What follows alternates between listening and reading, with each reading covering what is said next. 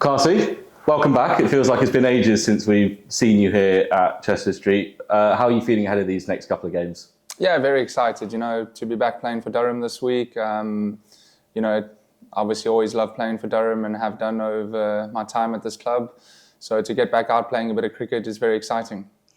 Can you talk us through what this kind of injury and recovery process has been like? Obviously, it's kind of you've been through a fair share of your injuries, but how has this one kind of played out a bit differently compared to some of the other ones? Yeah, it's been a little bit more unique. I've obviously had 6 months of cricket over the winter, and for the latter part of it, I was playing with an open wound in my toe, which eventually, after the Champions Trophy, just needed some time to heal up. So, that was probably a 4 to 6 week process of it healing up. I was still able to do quite a bit during that time. So, it's made the last month of bowling a little bit easier on the body, but, nothing can replicate, some game time.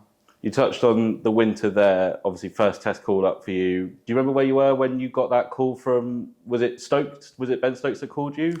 It was actually Baz McCullum that called me. I'd just finished a one-day game against Australia in September, and yeah, he rang me up and said, look forward to seeing you in Pakistan. It was as simple as that. Was it on your radar at all? Because I think there were some people that probably would have said, I don't think that you were quite on the radar. So was it in your mind at all? Had you had any inkling that England that you were gonna be picked, or did it come out of the blue?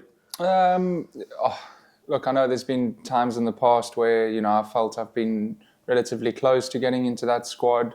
So to get that call at that time, after a good one-day series against Australia, it felt quite fitting. And I was just raring to go and to finally meet up with that squad, because there's a couple of guys in that team, who are good close friends of mine away from the game.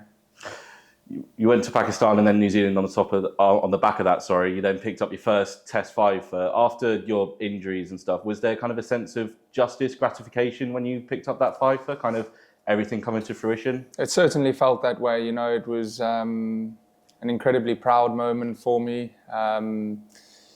and to be able to do that on the highest stage, gave me a lot of satisfaction. Did you have any friends or family out there kind of at the ground, or was it kind of everyone watching back here and sending messages? It was more, people, watching from afar. I had a couple of guys who I am friendly with that had travelled out to New Zealand, and they were there. So, to have a bit of support out there was pretty cool. You mentioned you kind of been stepping up your rehab. You've been bowling for the last month or so. We've seen you kind of out and about here before the games.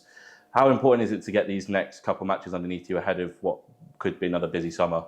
Yeah, massively. The last month or so, a lot of bowling in the nets. I've just been down in Loughborough on a camp with the England Test squad. So to have that sense of competitive nets over the last couple of days will stand me in good stead. But again, nothing replicates, a day out in the field, 90 overs, bowling 20 overs in a day.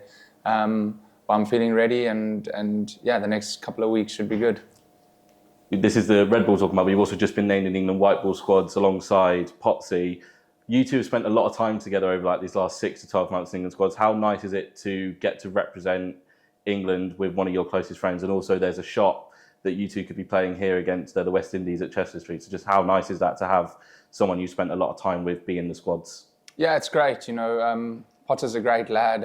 He's always making me laugh and smile. He comes out with some pretty rogue little gestures. But yeah, to be able to, over the last couple of years, play for Durham and for England with him. And I think we've played at Durham a couple of times together playing for England. So, hopefully next month against the West Indies, we get that opportunity, because the support that we get here from, the Durham fans is unbelievable.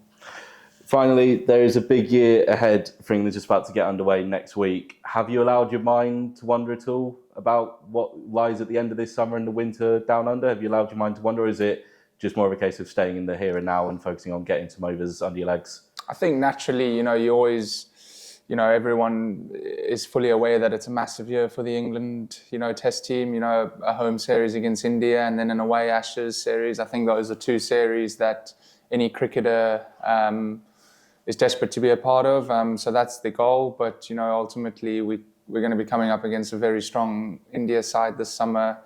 and that's the focus at the moment for the group.